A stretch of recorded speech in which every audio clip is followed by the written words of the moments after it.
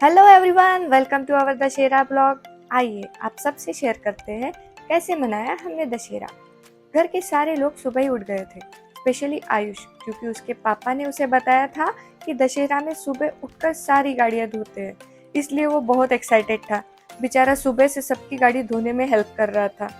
फिर की मम्मी ने सारी साइकिल, बाइक, स्कूटी और कार की पूजा। स्पेशली सभी गाड़ियों के लिए मम्मी ने अपने हाथों से हार बनाए थे। आयुष और परी फिर अपनी अपनी साइकिल पर बैठ गए। फिर मम्मी ने आयुष और परी के साइकिल की भी पूजा की। बच्चे बहुत ज़्यादा एक्साइटेड थे अपनी साइकिल की पूजा करवाने में। ऐसे ही टाइम पर बच्चों को फेस्टिवल का मतलब समझ में आता है। फिर मम्मी पापा ने लास्ट में करी कार की पूजा और इसी के साथ सभी वाहनों की पूजा हुई समाप्त। फिर हम निकले आयुष को लेकर रेशिमबाग ग्राउंड। वहाँ पर होता है रावण दहन। आयुष पहली बार रावण दहन देखने वाला था, सो ही इज सो एक्साइटेड। वहाँ मैदान पर ढेर सारे खिलौने वाले थे और शाम होते होते पब्लिक भी बढ़ती जा रही थी। बीच बीच में पटाखे भी फूट रहे थे। सच में हमने भी बहुत सालों के बाद आयुष के साथ रावण दहन देखा।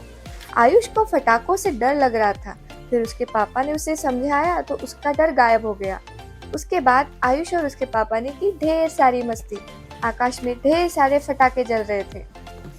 थोड़ी देर बाद एंट्री हुई राम, लक्ष्मण और हनुमान जी की। लोगों ने पूरे आदर और सम्मान के साथ किया उनका स्वागत। फिर कुछ ही देर में मारा राम जी ने रावण को तीर और रावण का हुआ दहन। इसी के साथ अच्छाई की हुई बुराई पर जीत। उसके बाद हम निकले घर की ओर। रास्ते में ढेर सारा ट्रैफिक था तो घर पहुंचते पहुंचते बहुत देर हो गई। फिर घर में सब हुए तैयार। आयुष परी की मस्ती तो हमेशा शुरू ही रहती है। घर में तैयारी करके हमने पहले भगवान को सोने का पत्ता अर्पण किया। उसके बाद घर के बड़े बुजुर्गों को सोने का पत्ता दिया और उनकी ब्लेसिंग्स ली। फिर बारी थी मम्मी पापा को सोने का पत्ता देने की। सबसे पहले लिया उनसे आयुष के पापा ने आशीर्वाद। फिर मस्तिक और आयुष ने की दादा दादी के साथ ढेर सारी मस्ती और फाइनली दिया उनको सोने का पत्ता और ब्लेसिंग्स ली। फिर मैंने भी रखा दादी और दादाजी के फोटो के सामने सोने का पत्ता और उनसे ली ढेर सारी ब्लेसिंग्स। फिर मैंने ली मम्मी पापा से ब्लेसिंग्स। उन दोनों ने मुझे कुछ ज्यादा ही जोर से आशीर्वाद दिया। फाइनली बारी थी मेरे पति को सोना देने की, तो मैंने पूरे सोने के पत्ते की डाल ही उनके सिर पर रख दी और उन्होंने अपना 2.5 किलो का हाथ मेरे पीठ पर रख दिया।